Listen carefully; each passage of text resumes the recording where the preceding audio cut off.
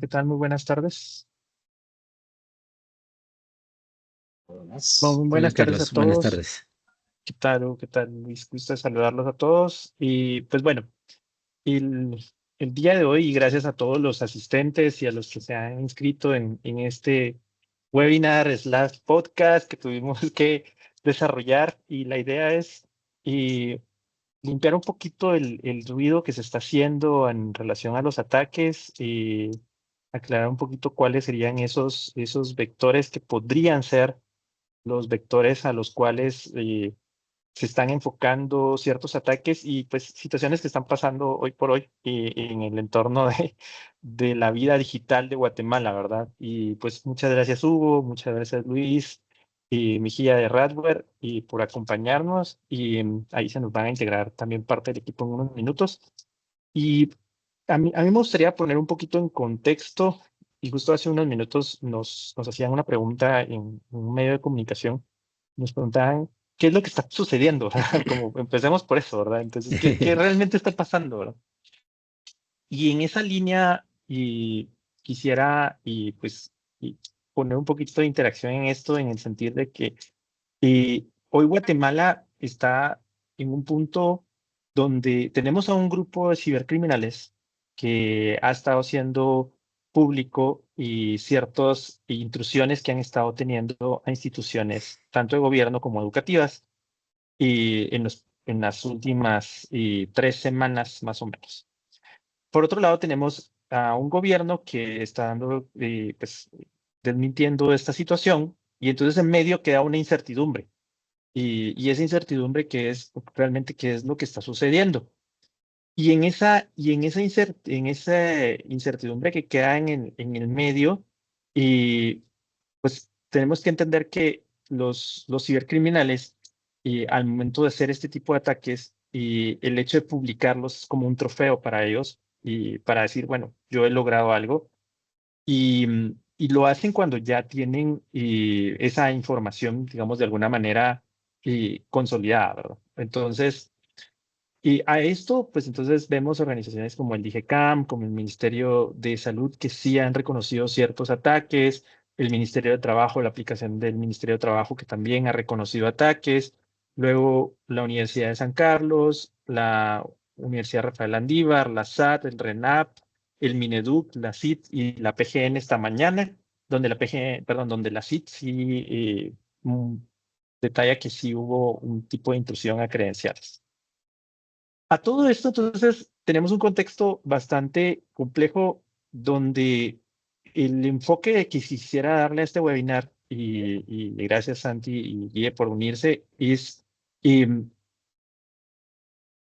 de manera muy educativa y a nivel de nuestro expertise, quisiera que abordáramos este tema y que viéramos cuáles podrían ser hoy por hoy y entendiendo los ataques y la información que tenemos pública, porque nosotros no somos una entidad que podamos dar certeza ni negar lo que está sucediendo.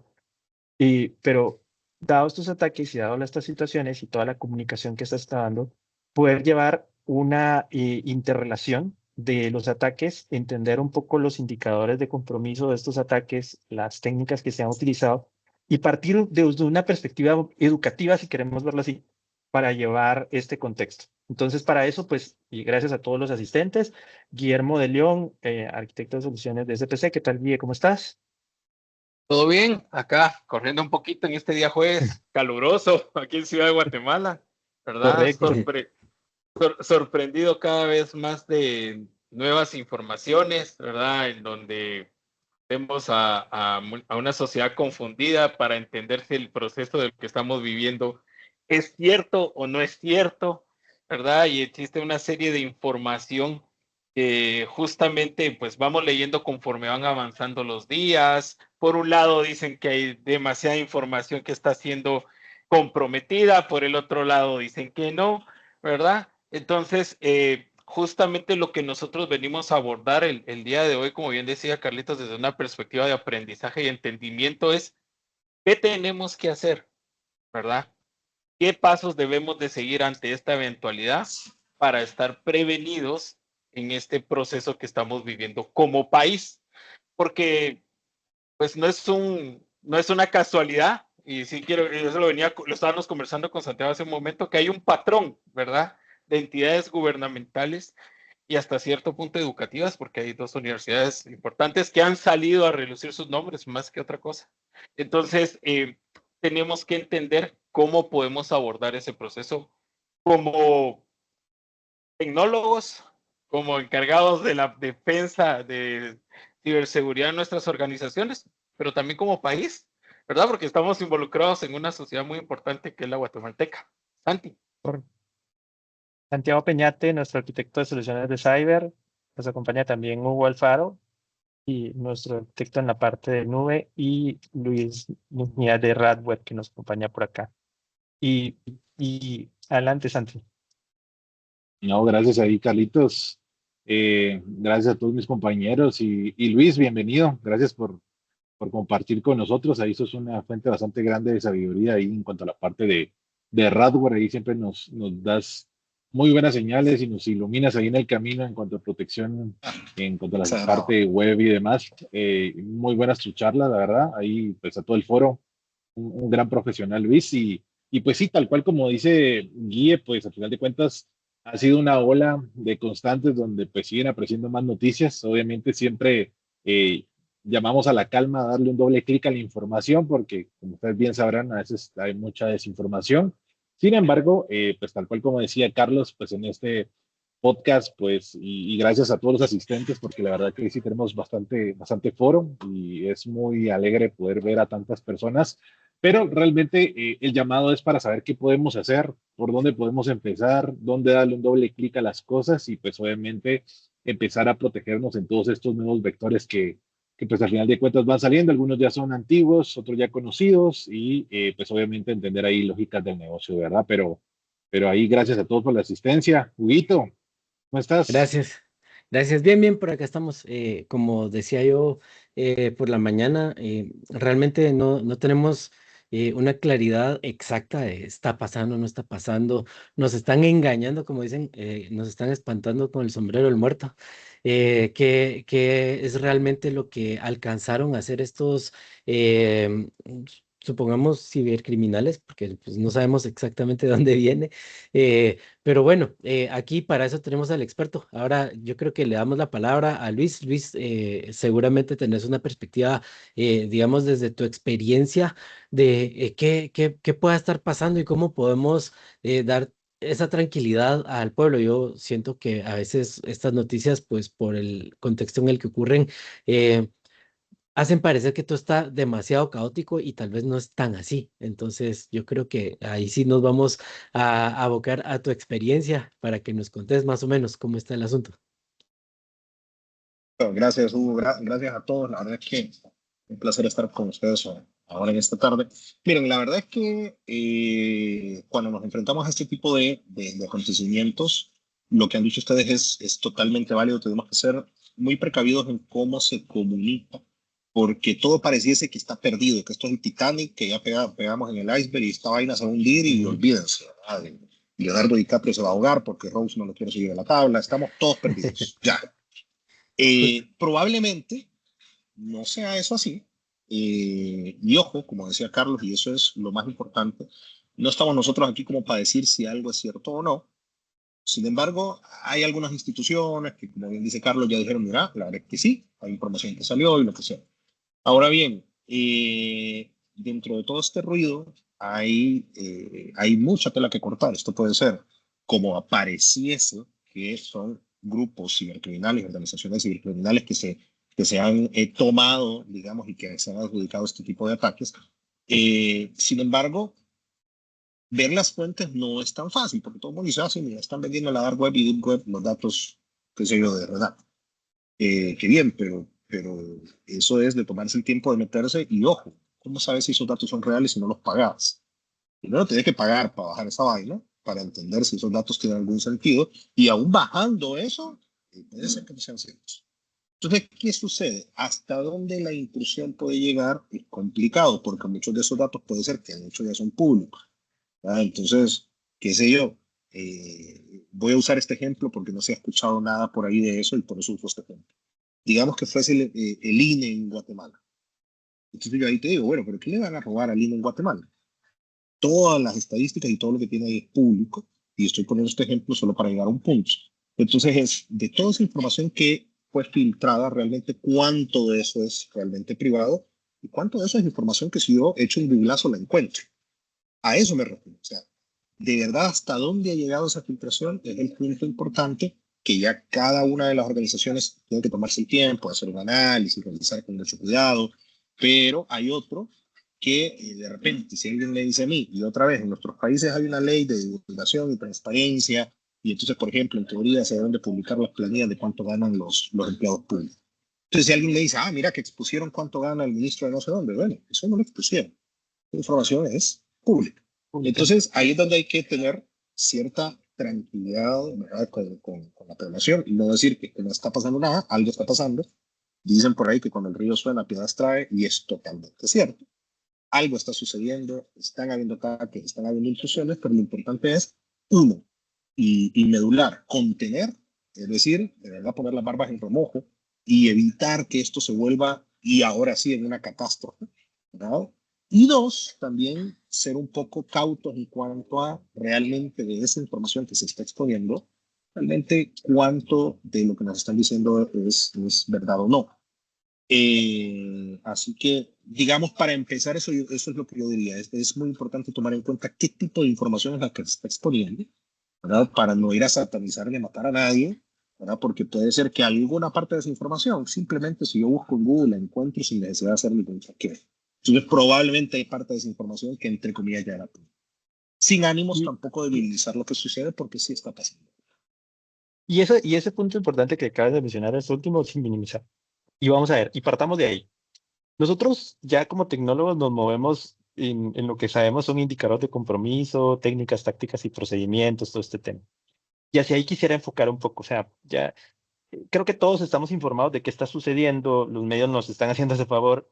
Y yendo un poco en la parte ya de educativa, digámoslo así, nuestro, es, ok, hay un patrón que justo hablaba con Santiago hace un momento, que es un patrón y un factor común. Y ese factor común es que por lo que han estado publicando los atacantes, los ataques han se estado dirigiendo hacia servicios y aplicaciones expuestas. Y ese es un patrón. No estamos diciendo que ese sea el 100% del vector, pero el patrón que lo que está sucediendo es que han estado exfiltrando información y de hecho sí, quien sí lo confirma es el Ministerio de Trabajo, que fue por medio de una API que estaba obsoleta y la USAC también menciona algo sobre servicios que tenían ahí expuestos.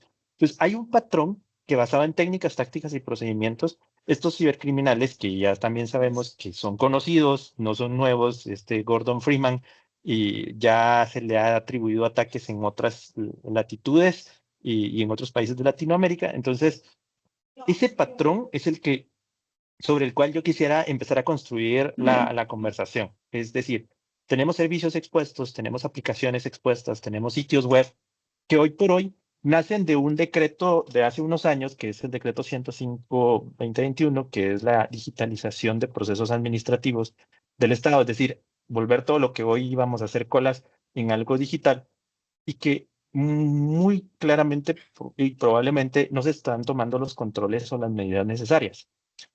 Y pongo eso sobre la mesa como para empezar a construir aquí el diálogo. Y no sé qué opinan allí, señoras.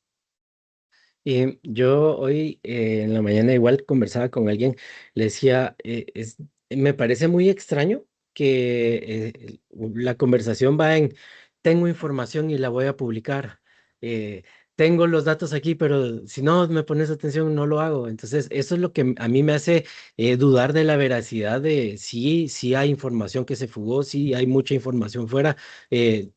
Tengo la misma sensación que ustedes de que es información que es pública y nada más la están utilizando para asustar.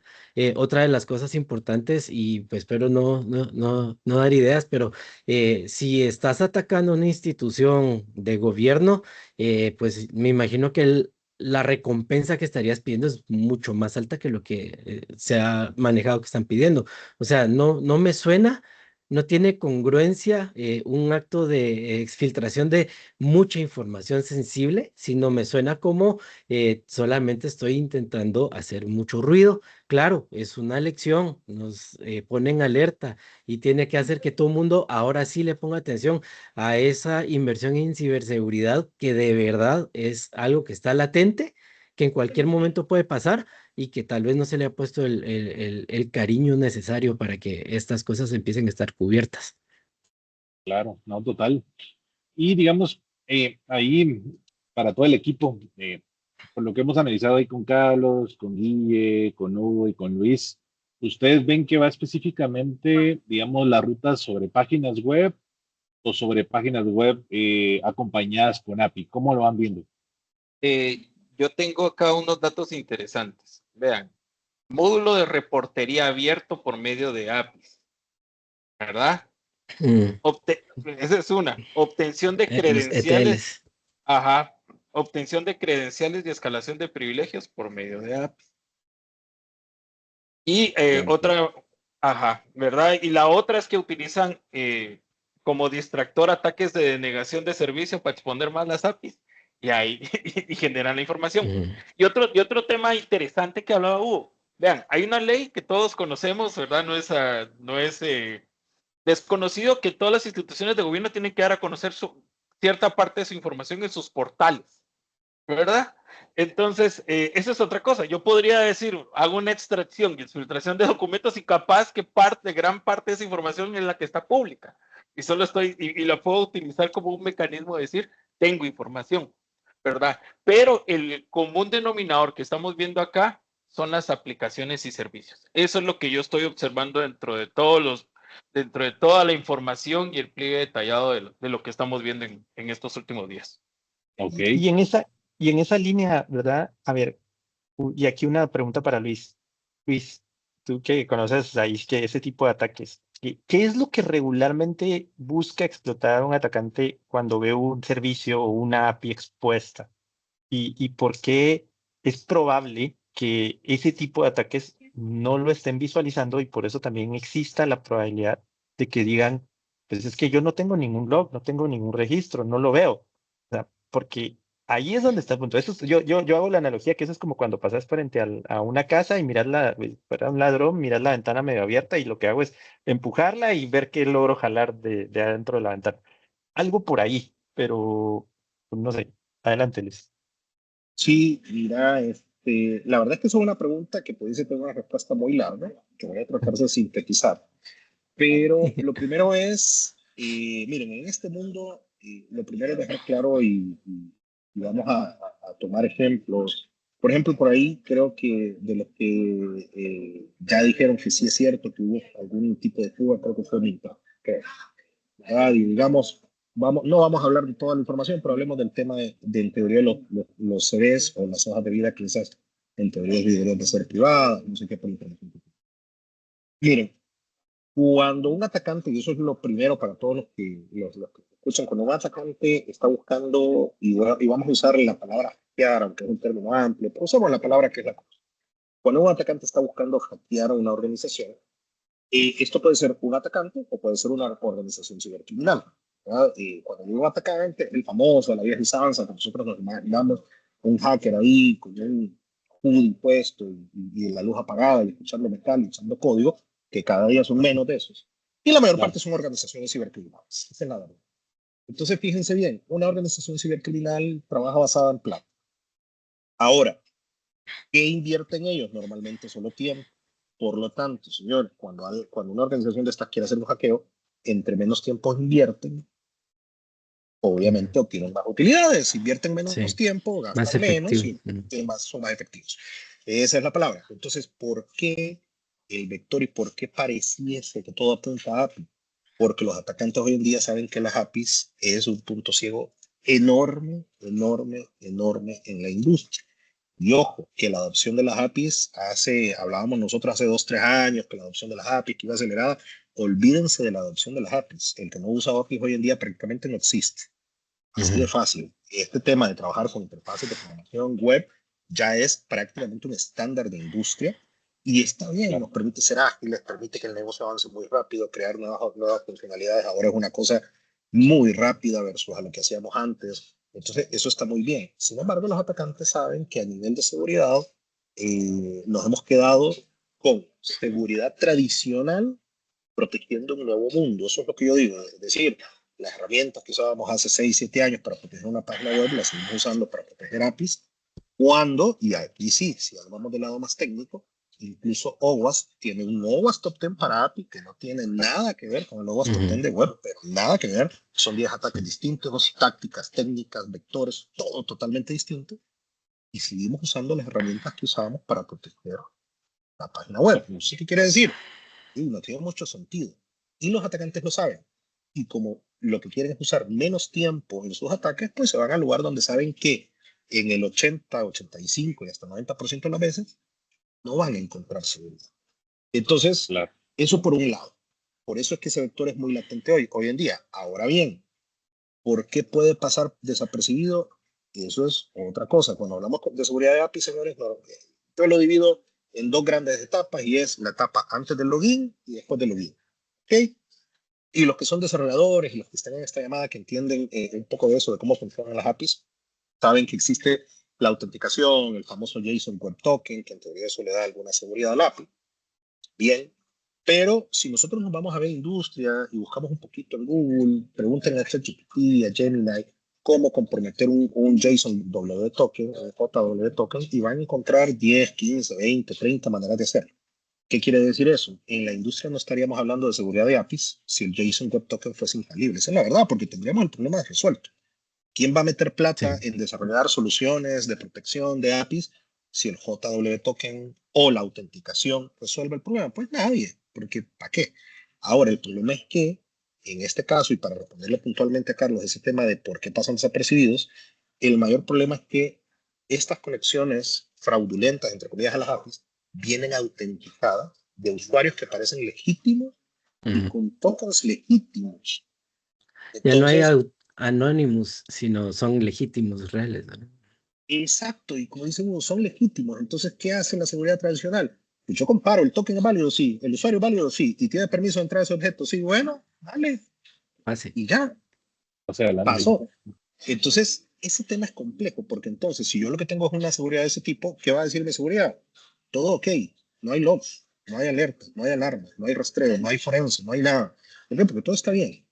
Entonces, ese tema en específico es muy importante, es cómo tenemos que comportarnos hoy en día para proteger todo este tema de las APIs, que es un vector que está muy latente ahí.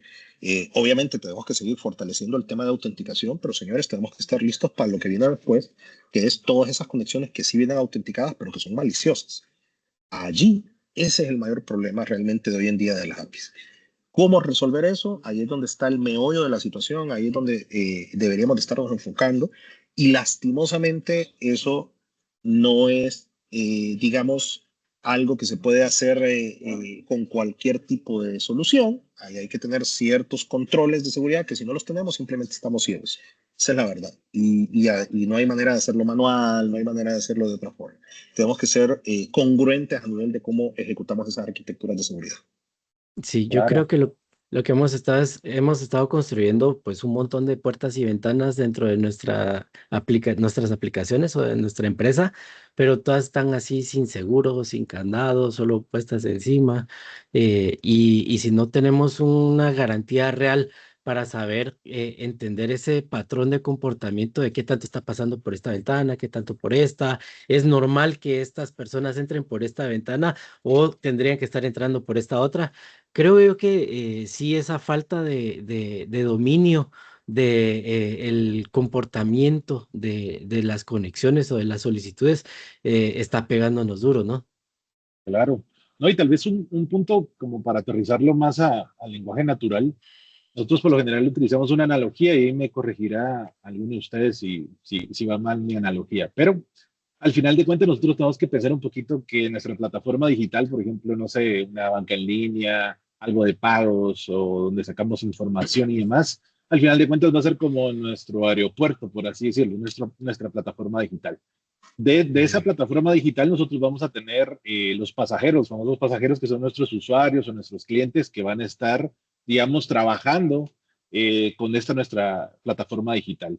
Y, por ejemplo, los aviones serían como que los datos que se van transmitiendo de un lado a otro y luego la torre de control, por así decirlo, sería nuestro backend en pues, nuestro todo conjunto de APIs. Entonces, aquí es donde tenemos los inconvenientes y donde nosotros tendríamos que tener esta seguridad que bien habla Luis, ¿verdad? Cada puerta de embarque, al final de cuentas, en nombre de API es un endpoint. Ese endpoint tiene una URL en específica que tiene una acción, ya sea de empujar data, de enviar data, de sacar data, de autenticar, etc. Entonces, a veces, y tal cual lo que hablaba Luis, se hacen los desarrollos, se hacen microservicios y demás, y quedan por ahí algunos endpoints volando, y si nosotros no tenemos esa visualización, no logramos ver, por ejemplo, cuántas veces se autentican, pues ahí es donde, al final de cuentas, podemos no tener algo forense, no podemos tener logs. Entonces, por ponerles un ejemplo, no sé, tenemos una puerta de embarque, si ustedes, digamos, van a un aeropuerto, ustedes saben que hay una puerta de embarque para los pasajeros, hay otro para la gente que es de servicio, hay otro que es para los pilotos, etc. Pero tal vez dejaron alguna puerta de embarque para un tercero que iba, no sé, a pintar las líneas de la pista. ¿Y qué De pasó con esa servicio. puerta? Ajá, correcto. ¿Quién la está monitoreando? Allí es donde nosotros tenemos que tener aplicaciones que puedan observar. Entonces, obviamente, tal cual es lo que mencionaba Luis, si me aparecen, no sé, 5,000 intentos de tratar de abrir esa puerta y no lo tienen, ¿por qué está sucediendo? ¿Cómo lo saco? ¿Cómo correlaciono toda esa información que me está pasando en cuanto mi esquema total de API? ¿Verdad? Entonces, ahí es donde es un punto muy importante la parte de los endpoints y creo que ahí es donde nosotros deberíamos de empezar a voltear a ver estas aplicaciones y esta infraestructura que tenemos digital para con eso tener esos controles que realmente nos alerten y que tengamos esa capacidad de poder actuar, sacar o aislar, digamos, esa conexión que podríamos tener. No sé El cómo lo ven principio de Zero ustedes. Trust. Sí, Total. Ahí, exactamente. Yo estaba, solo, perdón, Carlitos, entendiendo dale, esta dale. analogía. Voy a hacer una analogía muy rápida. Cuando entran y vulneran y materializan una amenaza, digamos, una vulnerabilidad en una aplicación, ¿verdad? Como tal. Es como que, y porque como tenemos foro diverso acá, ¿verdad? Hay tecnólogos, hay CISOs, también hay gente de otras áreas de negocio. Es como que le tuviéramos una casa y dejamos un clavito, ¿verdad? Llega el atacante y clava literalmente un clavito al fondo y mete un cuadro. ¿Qué le estás diciendo ahí? Que va a entrar todo el tiempo que quiera a buscar ese clavo. Y cuando saque el clavo, lo que va a hacer es extraer datos a su beneficio. Eso es lo que está pasando cuando se materializa una vulnerabilidad a través de un API y es el comportamiento que estamos observando, ¿verdad? Eso es lo que estamos viendo. Y es Carlitos. que, y es que yo creo que, y en esa analogía y utilizando otra vez, es como, yo lo miro más como cuando uno llega a esas puertas donde tenés que entrar con badge o con tarjeta y obviamente queda registrado la persona que entra, pero luego si la puerta se quedó abierta, pueden entrar Ah, sí. miles de personas atrás y pueden salir miles de personas atrás y nunca lo viste. Y en esa línea, ¿verdad, Luis? Es entender, ok, y el patrón de comportamiento de los ataques nos da a inferir y a entender y a analizar de que por ahí puede ser el vector. Y yo entendería que si yo ya tengo esa puerta abierta, yo puedo enviar peticiones y las aplicaciones me van a responder. ¿Es por ahí? Sí, de hecho, y para responderle a Carlos, y también tomando por aquí vi una consulta que vi en el chat sobre autenticación con Keylog, y lo voy a sumar ahí. Miren, vamos a ver puntualmente la autenticación con JSON Web Tokens y obviamente la gente que aquí hay gente en este webinar que se sabe mucho más que yo y voy a simplificar mucho, no me maten por ahí los que son desarrolladores, voy a simplificarlo mucho. Se hace el Pero esfuerzo. digamos que el JW token funciona de un par de maneras. Hay uno que solo se verifica que el token sea válido, que sepa el usuario que es, y digamos que no se verifica si ese token está activo, si ya expiró y no sé qué. Y eso está embedido, digamos, en una aplicación. O, con la pregunta que nos hacen aquí, hay servicios como Keylog, que son servicios SaaS, que ahí sí, en teoría se valida que el JW token esté activo, que no ha expirado y eso. Sin embargo, aún sobre eso, si nos vamos a ver el Ghost Token de API, está, por ejemplo, el ataque que me se hace, que es no romper la autenticación, sino la autorización, que ya saben ustedes que es distinto. Es decir, Una vez yo ya me autentico, lo que hacen es romper a qué objeto tengo permiso de llegar y qué hacer. Ya me dejaron pasar, entonces, ¿qué es lo que hago yo? Violar a dónde tengo permiso de ir. Entonces, eso es muy importante. Fíjense bien en una cosa, yo no sé si a usted les ha pasado, pero usted llega a un lugar y un guardia les dice, anótense en el libro. Y a mí me ha pasado y me ha tocado estar en un par de, a veces cuando me ha tocado hacer ejercicios éticos de seguridad, hay una parte del ejercicio que es la seguridad física. ¿Por qué? Porque en teoría hay ciertos controles físicos que hacen imposible que ciertas cosas sucedan. Entonces a mí me tocó ir a lugares donde me decía, mira, tienes que anotar, te decía a dónde vas, no sé qué, y te daba un carnet.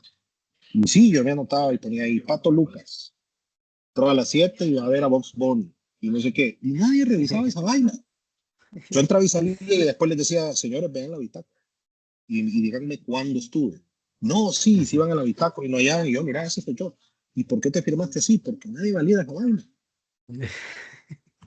Nadie lo valida. Entonces, eso, hablando, y obviamente estoy siendo muy burdo con el ejemplo, pero hablando de la autenticación, eso a veces pasa. Sí, vemos que el token es válido, por decirlo así, pero luego cuando ya estamos dentro del sistema, ¿quién controla qué es lo que yo estoy haciendo? ¿Hacia qué objetos me pego? ¿Qué es lo que tengo que hacer? Entonces, eso normalmente se conoce mucho, hablando de API, ya particularmente solo de API, de la violación a la lógica de negocio. Y otra vez lo voy a explicar muy rapidito.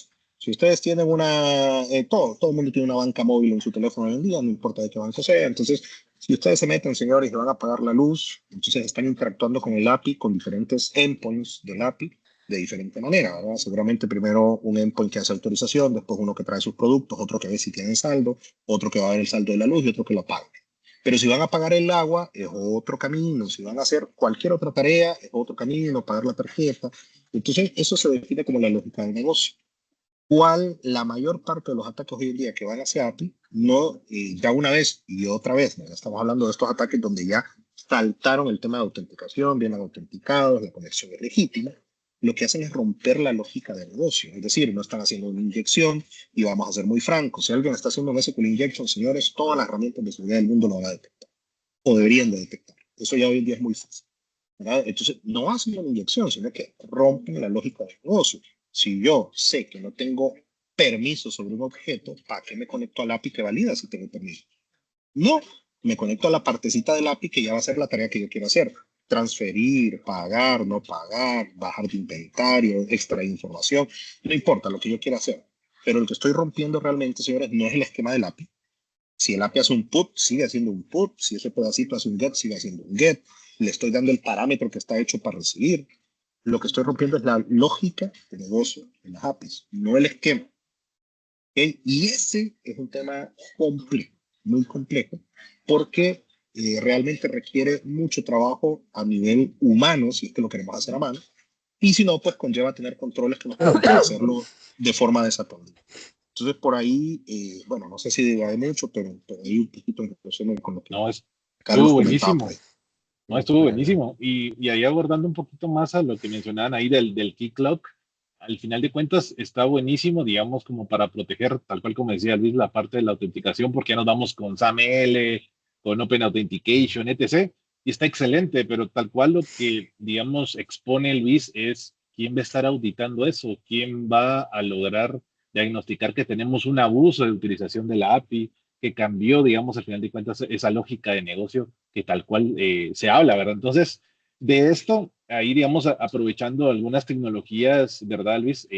Nosotros sabemos que, por ejemplo, con Radware logramos tener, digamos, como que 3 puntos claves, así los veo yo en cuanto a la protección de la API, que una de estas, digamos, para que lo vayamos hablando en orden, y también ahí, pues, a los compañeros que vayamos participando, está, digamos, el descubrimiento, cómo realmente nosotros logramos ver esas shadows API, cómo logramos ver esos roach APIs que podría tener incluso el negocio en esa plataforma digital en cuanto a sus endpoints, cómo Radware, por ejemplo, lograría determinarlo, porque tal cual como tú mencionas, es muy complicado y creo que pasa con la mayoría de organizaciones. Tú les preguntas cuál es la lógica del API y no hay ni una sola documentación. Si tú realmente haces una auditoría, te dijeron que habían 100, pero cuando ya lo ves, van 248 endpoints y no saben ni cómo funciona ni por qué quedó. Entonces, ¿cómo ahí, por ejemplo, Radware nos logra, digamos, con el punto A, ¿verdad?, hacer ese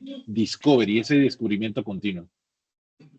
Mira, ya hablando puntualmente de solución y ya entrando en tema técnico, Radware ahí hace, lo primero es que lo que nosotros hacemos en el descubrimiento automático, lo primero es descubrir el esquema del API. Es decir, de hecho, nosotros tenemos esquemas donde nos usan a nosotros no solo para seguridad, sino para documentar. Entonces, en Radware hay una ventaja, no tienes que subir, por ejemplo, un OpenAPI file, no tienes que subir ¿cómo se llama? Un JSON para que es el archivo descriptor del API para que yo aprenda cómo funciona el API, sino que yo hago un descubrimiento automático de todos los entry points, de todos los endpoints, perdón, y lo hago a un nivel muy profundo. De hecho, en este caso, nosotros descubrimos incluso hasta qué parámetros debería de recibir. Obviamente eso se puede ir tuneando y la recomendación es que se tunee en conjunto con la gente de desarrollo, pero yo ya te digo, mira, yo aquí he visto que en este parámetro esta API lo que debe recibir son números del 1 al 5 y no debería de ser más que eso. Entonces hacemos primero un descubrimiento muy, muy profundo del esquema del API. Esto muy bien. Ahora, ¿qué es lo segundo que hacemos? Como nosotros ya cuando estamos hablando de proteger, estamos viendo el request y estamos viendo el response, ¿verdad? A nivel de API. Entonces, eso nos permite construir una cosa interesante y es lo que estábamos hablando ahora de la lógica de negocio, nos permite construirlo de forma 100% automatizada, sin intervención humana. Esto es muy importante y yo le voy a ser franco. Este concepto de proteger la lógica de negocio, señores, no es nuevo. Existe hace un rato. Si ustedes le van a buscar, lo van a encontrar hace un rato. ¿Por qué hoy en día sigue sin protegerse? Porque toda herramienta que necesita que eso se haga a mano, señores, nadie lo va a hacer. Son demasiadas opciones. Es un flujo de negocio enorme, sentarse horas y horas y horas a determinar la interacción de cada vez que yo le pincho en un botón a una aplicación, qué entry points va a usar, por dónde va, esa vaina nadie lo hace, para hacerlo muy fácil. Si ya tener la documentación, los Swagger File, el JSON, el OpenAPI, es muy difícil tenerlo al día, ya tener encima la lógica de negocio documentada es todavía más difícil. Entonces, Radware ahí particularmente lo que hace muy bien es que hace ese descubrimiento del esquema, ¿verdad? Puntualmente, pero también el descubrimiento de la lógica de negocio, 100% automatizado, que eso es muy importante. Sí, la verdad, señores, si esa vaina no fuera automático, nadie lo usa. Y por eso es que Radware se ha enfocado mucho en que eso sea 100% desatendido. Y ese, como bien decís, es el principal pilar, porque me permite a mí descubrir endpoints que ya no se están usando. Por ejemplo, yo incluso te puedo dar estadísticas de, mira, tenés estos endpoints que tienen un mes, que no tienen ni siquiera un request. Entonces, ¿qué son? Probablemente endpoints legacy, que ya ni siquiera deberían de estar ahí, que lo que están haciendo es aumentando tu superficie de ataque sin sentido. Yo te puedo dar información tal como, mira, y dependiendo de cómo sea tu negocio, si es bueno o es malo, pero yo te puedo decir, mira, tus endpoints son más usados todos los días de 10 de la noche a 6 de la mañana. Eso es normal, y yo puedo decir, sí, no, o mira, yo soy una biblioteca, por ejemplo, estoy usando un ejemplo loco. Yo soy una biblioteca que hace la gente de 10 de la noche a 6 de la mañana conectándose a mis APIs, y probablemente entonces no es normal. Entonces, todo ese descubrimiento automático de APIs, todo ese descubrimiento de Shadow API, de todo lo que puede estar ahí, de los entry points, es vital y como bien decís, es el primer pilar, descubrir todo eso para poderlo proteger. Excelente, no, buenísimo. Y Adelante, solo Luis. ahí con algo, regresé a mis tiempos de desarrollador, porque no sé si le pasó a alguien del foro o a alguno de los que estamos acá que Todos, un muchas veces regresón. el negocio se acelera, ¿verdad? Las solicitudes para poder apalancar al negocio en nuevas soluciones, servicios y aplicaciones hacia el cliente final se aceleran. ¿Y qué pasa? Que a veces no documentamos las APIs porque tenemos que entregar rápido y salir a producción, ¿verdad? Lo que decía Luis me llamó la atención, inventario, de verdad, el inventario de las APIs, ¿cómo puedo tener? ¿Cómo puedo descubrir? Y a veces son tantas porque la lógica del negocio es tan abundante en servicios que brindamos que a qué hora los vamos a mapear, Es ¿verdad? como En lo que como el cableado, como las máquinas virtuales, como las si lo PCs, o sea, traducimos al todo mundo de para mientras. infraestructura, es Ajá, así. Solo digamos inventario, ¿verdad? No digamos de qué, a veces cuesta llevarlo, ¿verdad? sí. Ajá, y Sí. justamente ese es uno de los grandes retos que soluciones como por ejemplo en este caso Radware nos ayudan y nos apalancan para acelerar ese descubrimiento de digamos APIs que tengamos y endpoints que no podamos tener inventariados. Y ese es un trabajal que nos podemos ahorrar como desarrolladores que a veces tenemos que sacar a producción algo y ya no documenté. y resulta ser que al otro día tengo que sacar un nuevo servicio, y al otro día otro nuevo servicio, y de repente ya el proceso de DevOps ya se fue por otro lado. Entonces ahí es donde tenemos que ser intencionales con este tema. Sí, ahí lo que se escapa, perdón, Dale, decía Víctor. lo que se escapa del ojo humano, lo que se escapa de los cambios o la rotación que tengamos en las personas que están haciendo esos cambios. O sea, si yo hice cambios, estuve 2 años acá desarrollando, pero después me voy, el que viene no sabe ni por dónde están abiertas las cosas y es una bolita de nieve que se va complicando con el tiempo, ¿verdad? Carlitos. Adelante. Y fíjense que ahí hay un punto importante y aterrizando un poco en lo que hemos venido hablando. Y aterrizándolo un poco al contexto de estas aplicaciones de gobierno. ¿Y qué pasa? Recordemos que hace unos años sale el decreto 105, que se los mencionaba al inicio, que hizo que muchas instituciones nacieran con aplicaciones y con servicios. Y, y salieron eventos de licitación, se hicieron desarrollos externos, se contrataron programadores solo para hacer esto, pero nadie, y ahí puedo hablar un poco con fe, nadie dio una directriz de cuáles eran los protocolos de seguridad para esas APIs y creo que hasta la fecha nadie los está haciendo. Entonces, y aterrizando en lo que decías, ¿verdad, Gui? O sea, al final fue una necesidad que las instituciones tenían que salir en 6 meses, en 8 meses, en todo. Corrieron a sacar estos servicios porque el decreto lo pedía y entonces, y viene el tema de decir, bueno, ok, ¿y cómo estamos asegurando hoy esto?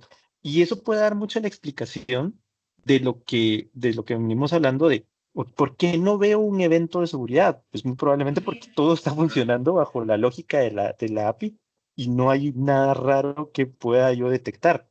Y es donde entra la segunda parte, entiendo yo, de Radbourne, donde viene y dice, ok, ya entendí la lógica de negocio, ya descubrí cuántas APIs tienes, ahora, ¿cómo empiezo a detectar comportamientos anómalos?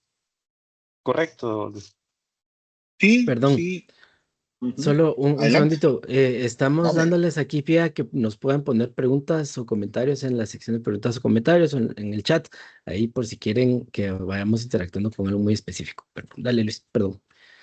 No, dale. Sí, efectivamente, ahí ya cuando hemos hecho el proceso de descubrimiento, lo que viene es todo el tema de bloquear. Y eso es muy fácil. Simplemente cuando habíamos definido las reglas de negocio y el flujo de negocio, si alguien anda en un pedacito del API donde se hace un put y no ha pasado por el pedacito donde tenía que hacer un get, y la lógica de negocio, Radware lo ha establecido así, porque lo ha descubierto de forma desatendida, inteligencia artificial y todos los algoritmos que se usan, simplemente nosotros bloqueamos eso y no vamos a dejar que pase.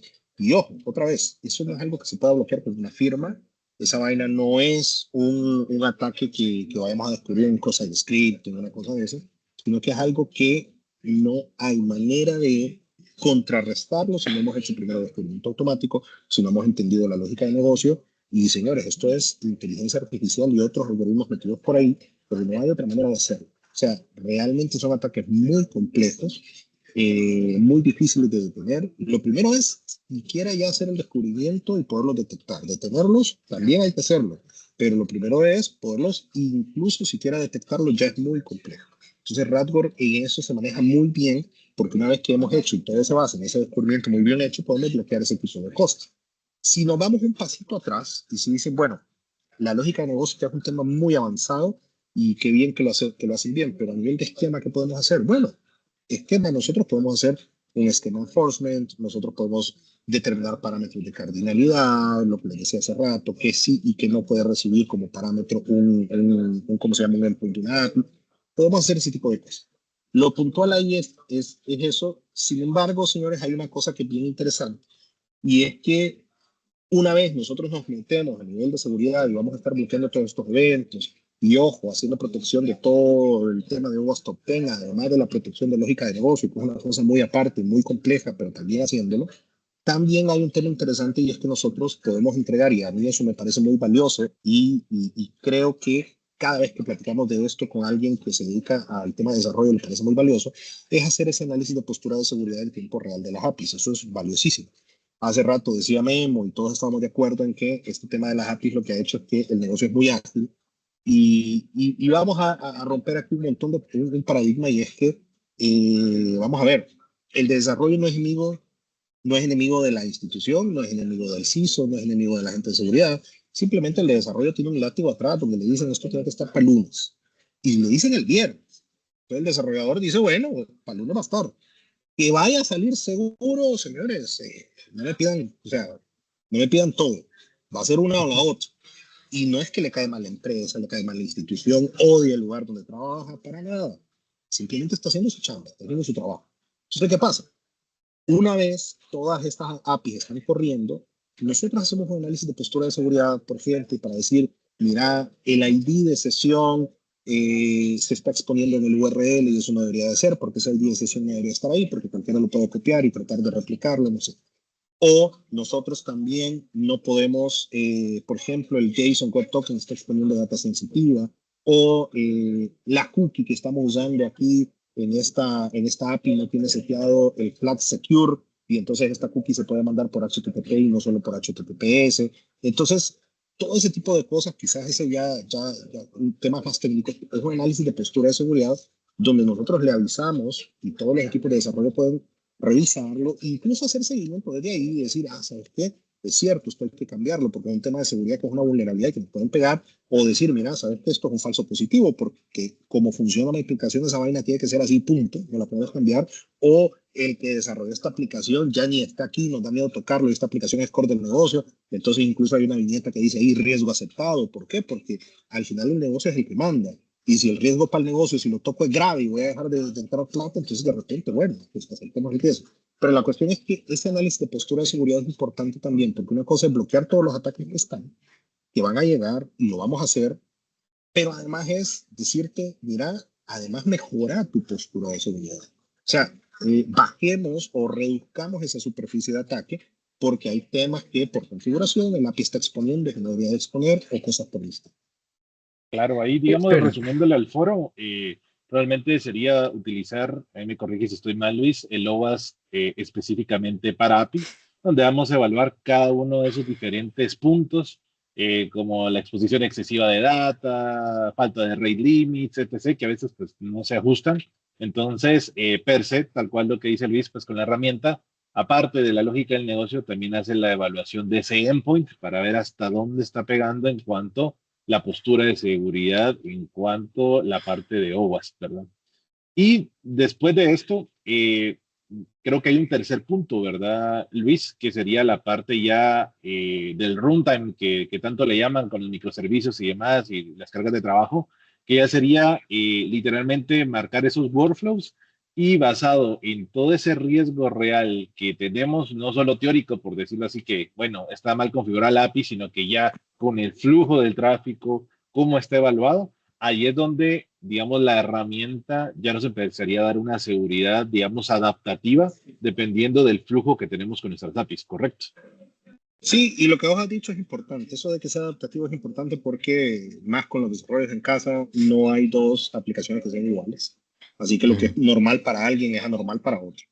Entonces, tal cual, una vez se pasan todas estas etapas, lo importante es comenzar a bloquear.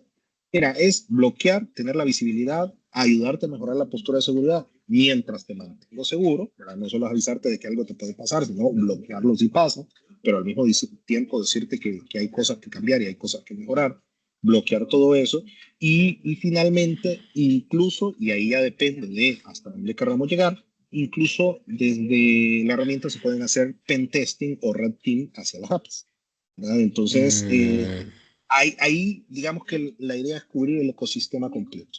Descubrimiento, bloquear los ataques de OWASP Top 10, pero además el tema de lógica de negocio, que es otro tema totalmente aparte, además postura de seguridad y además poder hacer pruebas de la aplicación, de las APIs, perdón, si es que es necesario, hacer un red team de las APIs y poder entregar informes y poder hacer remediaciones. Y vos hacías una acotación muy importante, y es que el análisis de postura de seguridad en tiempo real me dice a mí, por temas de configuración y de desarrollo, que las APIs pudiesen estar vulnerables por alguna razón, pero después en contraparte el pentesting es tomar esa teoría y decir, vamos a ver si en la vida real esto puede ser vulnerado. Y entonces te doy las dos caras de la moneda. Esta es postura de seguridad y este es el pentest, ¿verdad? Y normalmente son contrastados. ¿Por qué? Porque por ahí pueden haber algunas vulnerabilidades que, como vos bien decís, son teóricas, pero que en la práctica no es que se puedan vulnerar así, sí, ¿verdad? Y entonces es importante tener también las dos caras de la moneda. Así que eso es importante. Ahí solo para, aprovechando el espacito, para recapitular un poco, y, y así nos hacían un par de consultas acá y sobre cómo hemos llegado un poco a determinar y la cronología de los ataques o algo así.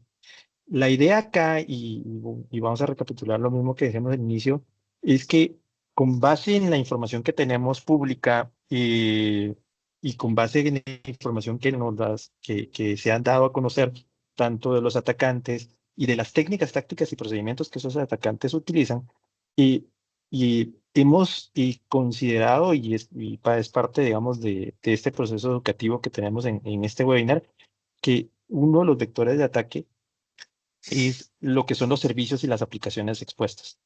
Y como lo mencionamos desde el inicio, no podemos asegurarlo al 100 porque digamos, no hay un proceso forense tal cual que lo determine, pero sí lo vemos como un vector de ataque derivado a lo que les digo, y que estos grupos criminales y que se han conocido estos ataques, pues son parte de las técnicas que utilizan, la parte de explotar servicios, vulnerabilidades en estos servicios y aplicaciones expuestas. Entonces, y como parte de eso, pues es donde nosotros partimos para poder educativamente decir, bueno, donde vemos nosotros un vector, muy probablemente, y lo decíamos desde el inicio, de donde puede estarse explotando muchas de las vulnerabilidades y por lo cual incluso no existan logs o información como se han declarado en algunas declaraciones, puede ser ese vector, ¿verdad? Porque obviamente la comunicación de una API, como lo hemos venido mencionando, al momento de ya pasar todos los procesos de autenticación y autorización, pues obviamente la API, su funcionalidad es esa, responder peticiones. Y si yo le estoy enviando elementos claros de petición, entonces él me va a responder información verídica. Entonces, ese es un poquito de contexto y para que entonces todos volvamos a aterrizar en ese contexto y que en esa línea que ya nos quedan algunos minutitos para ir aterrizando, no sé, equipo, ¿qué piensan y en esta misma línea y cuál es, entonces, desde nuestra perspectiva y a nivel técnica educativa es el vector entonces que deberíamos de estarle poniendo atención es a estos servicios y cuáles deberían de ser como esos pasos, digamos, ordenados que ya los hemos venido conversando, pero para ir aterrizando la conversación. Si quieres, Guille, te cedo ahí la... Sí, importante entrarle a revisar el tema de aplicaciones y servicios, tener ese apoyo coyuntural en el tema de inventarios de los endpoints que están atrás de esa lógica de negocio. Por ese lado, creo que ahí Luis nos va a dar más amplitud en ese tema, pero en el segundo también me llamó algo la atención en el comunicado que dio la CIT hoy, en donde hablan que fueron dispositivos fuera de su infraestructura. ¿Sí? O sea, me llamó la atención esa palabra.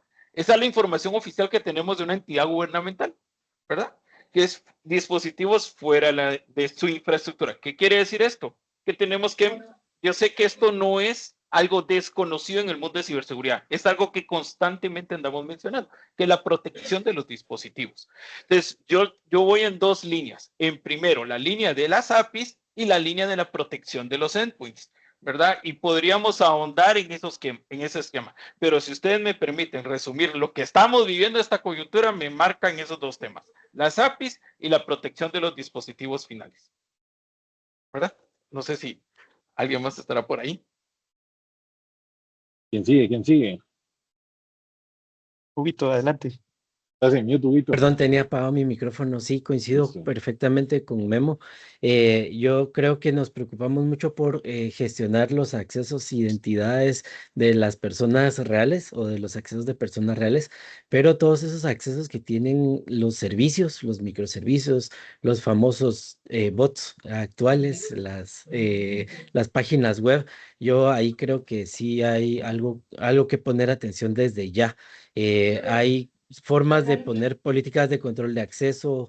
Por ahí hablábamos el otro día con Santiago eso de las políticas de control de acceso basadas en agentes, pero la gran mayoría no lo tienen, ¿verdad? Y no, una persona, un ser humano no alcanza a fijarse en todas las cosas que pasan en un segundo en una organización y se necesita echar mano de algún software o aplicaciones para hacer esto. Entonces, sí, ahí coincido con todos los puntos porque pues es un problema que venimos arrastrando todos como industria, ¿no? Buenísimo, buenísimo. Luis, te cedo la palabra. Adelante. No, pues, señor, yo creo que en resumen, la verdad es que ahí, con todo el acontecer y toda la problemática que se ha venido dando, lo importante es prestarle atención. Ya hablamos al principio, verdad, mentira, cuánto es verdad, qué porcentaje. Es muy difícil decir, ay, 80%, 50, 30. No nos vamos a meter en Ujú, ese lío. Algo está pasando, eso es totalmente evidente. Sin embargo, lo importante es poner la atención. Recordemos que para cada organización lo importante es que haga una evaluación de riesgo, y esa es la verdad. Al final, cada organización va a tener una... Vamos a ver, si hablamos de protección de APIs, que es de lo que estamos hablando y que es el vector que constantemente estamos viendo en todos estos temas que se están hablando ahorita en Guatemala, hablamos de ese vector. Si me preguntan, tecnológicamente todas las organizaciones están expuestas. Ahora bien, a eso hay que aplicarlo obviamente el sentido de negocio. Hay que hacer un análisis basado no solo en el riesgo tecnológico, sino en el riesgo de negocio. Y basado en eso, señor, yo les diría que eso es lo que deberíamos de estar haciendo en cada organización, sentarnos y decir, mira, las APIs, por ejemplo, hoy en día, ¿qué tan importantes son para vos? ¿Las tenés públicas, solo privadas? ¿Qué servicios nos dan? Y alrededor de eso, darnos cuenta que si ya son core del negocio, entonces echémosle ganas. Hay que ver cómo lo protegemos, hay que ver cuál es la postura de seguridad que se tiene. Y como decía Memo, también esto es un tema de seguridad en capas. No vayamos solo a, bueno, protejamos este pedacito porque por ahí entonces perdemos el foco de que hay un big picture, hay algo más grande, que tenemos que ujú. analizarlo en su conjunto. Y esto es un tema de arquitectura de seguridad. Muchas veces hay empresas que tienen las soluciones buenas, adecuadas, pero a veces mal arquitectadas, que creo que no es un verbo en español, pero me refiero a mal coordinadas entre sí, que es un puzzle que no está bien Es un verbo en la armado. realidad. Entonces, si no está bien diseñado, puedes tener las mejores soluciones, pero si no están bien diseñadas para funcionar en conjunto, para cubrir todas esas capas de seguridad, también eso puede ser un lío, porque tapas un hoyo, pero hay otro abierto y lo que dijimos al principio, van a buscar el lugar más fácil para entrar. Si saben que ya tenés seguridad en una parte, pues no van a ir a pegar ahí. No es cierto. Van a ir a donde sepan que puedan entrar más fácil, y por eso es que están yendo por este lado de API, porque hoy en día todavía lastimosamente en nuestra región es un vector que está muy, muy abierto y poco Descuidado. atendido a nivel de seguridad. Así es. Correcto, Sí, gracias ya, Luis. Y adelante, Samuel. pues de mi lado sería pues siempre abordar que no se nos olvide la superficie de ataque. Ahorita tenemos que evolucionar con todo lo nuevo que se nos viene. Obviamente hay que hacer las remediaciones de vulnerabilidades, ver cómo hacemos bien esa gobernanza, tener esa agilidad, herramientas que nos puedan brindar ese patrón de comportamiento que cambie, que sea adaptativo, porque pues tenemos muchas vertientes, que no se nos olviden los marcos de referencia para poder implementar, porque a veces, tal cual como decía Luis, pues del viernes para el lunes ya tiene que estar funcionando el pago de la electricidad y dejamos ahí abierta una API o cualquier otra cosa, o sea, ahorita está como de auge lápices, pero hay muchas más, incluso la identidad y demás. Por último, siempre basarnos también en cuanto a la necesidad del negocio, ya que la ciberseguridad trabaja para el negocio y no al revés, ¿verdad? Entonces tampoco que nos vamos a afanar mucho a meter De toda la de acuerdo. seguridad porque hay que dar esa doble Ujú. vuelta, ¿verdad? Y pues eso sería. Adelante, Carlitos. Gracias. Pues ahí primero agradecerles a todos. Ahí JP puso por ahí por el chat pues la guía de Olowas Top 10 de APIs, que es parte de lo que hemos venido hablando. Creo que el tema da para mucho más y como les digo, el enfoque de la charla el día de hoy estaba orientado a, de una manera educativa, pues, y guiar, ¿verdad? Y dar algunas luces de dónde pueden ser esos vectores que hoy por hoy podríamos estar estando ciegos, ¿verdad? Sí. De qué está pasando. y cómo podríamos llegar a impactar en algo, y esto derivado a los acontecimientos, pero eso es algo que viene desde hace mucho tiempo, ¿verdad? O sea, las aplicaciones, el desarrollo, siempre ha sido como ese proceso que las organizaciones han dejado de último en el proceso de madurez de seguridad. Y es como esa ventana, y vuelvo a hacer la analogía de la ventana que está medio abierta y que cualquiera puede correr y solo meter la mano, ¿verdad?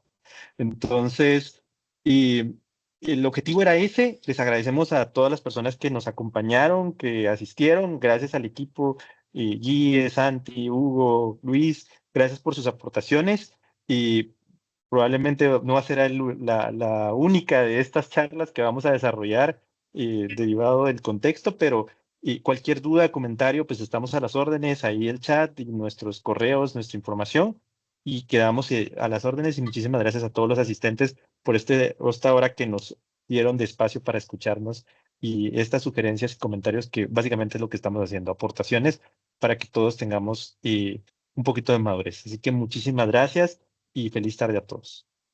Muchas gracias y Gracias. ojalá la próxima sea en persona. Se cuidan. Sí, Con sí, mucho gusto. totalmente Estén bien. invitado. Hasta pronto. Vemos.